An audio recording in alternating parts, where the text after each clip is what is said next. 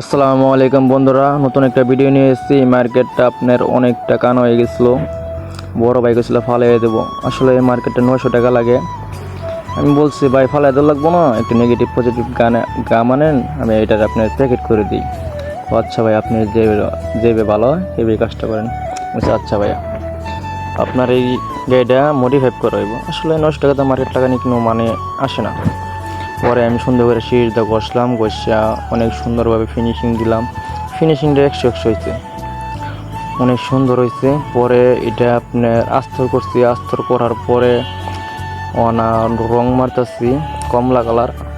অনেক সুন্দর হয়েছে রংটা, ফিনিশিংও ভালো হয়েছে। আল্লাহ হাফেজ, আপনি সবাই ভালো থাকবেন।